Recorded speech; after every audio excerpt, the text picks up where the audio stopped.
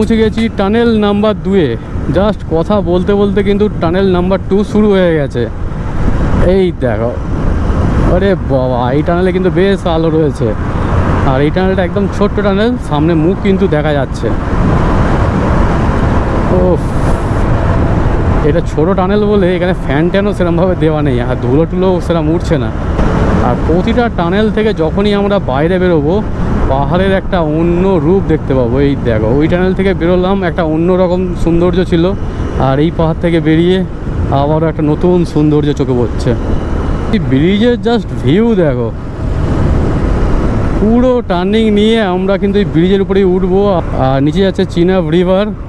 এর আগের বার যখন আমি এসেছিলাম পুরো ক্রিস্টাল ক্লিয়ার নীল জল ছিল, আর এখন জল দেখো কত নিচে জল, মানে একদম অল্প জল রয়েছে, জল তো ঘোলাই রয়েছে। আমি কিন্তু ওয়েদার আপডেট দেখছিলাম বা অনেক নিউজও দেখাচ্ছে যে নদীর জল অনেকটাই কিন্তু উপরের দিকে উঠে গেছে মানালি টানেলের সাইডে। তবে এখানে দেখতে পাচ্ছি যে জলই নেই নদীতে, কী ব্যাপার কে জানে। আর এখন যেদিকেই শুধু মুখ ঘোরাবো শুধু পাহাড় আর পাহাড়, কারণ আমরা পুরো পাহাড়ের মিডিলে যাচ্ছি। একটা পাহাড়কে জাস্ট ক্রস করছি, অন্য পাহাড়ে উঠে যাচ্ছি, একটা পাহাড়কে আবার ক্রস করছি, আবার অন্য পাহাড়ে উঠে যাচ্ছি। এই দেখো, আবারও একটা টানেল দেখতে দেখতে আবারও টানেলের সামনে চলে এসেছি। টানেল নাম্বার 3, 1, 2 পার করেছিলাম, এটা হচ্ছে টানেল নাম্বার 3। যা যা যা, এই তো পুরো মুশকিল করে দিল ভাই, সামনে পুরো জাম করে দিল একদম, না পাস দিতে পারবে না আমরা যেতে পারবো। আমরা যে গরম থেকে এসেছি সেই তুলনায় কিন্তু অনেক টেম্পারেচার ডাউন রয়েছে। আজকে রাতের ঘুমটা বেশ ভালো হবে, এটুকু শিওর। যদি আজকে টেন্ট করার জায়গা পাই তাহলে তো টেন্টেই থাকবো, আর যদি একান্ত টেন্ট করতে না পারি সেক্ষেত্রে একটু চাপ হয়ে যাবে, আমাদের আবারও হোটেল নিতে হবে, বাজেটটা একটু বেড়েই যাবে। আমরা চাইছি না যে বাজেট বাড়াতে, আমরা চাইছি যত বাজেট কম হবে তোমাদেরকে সেইভাবে ঘুরে দেখাবো।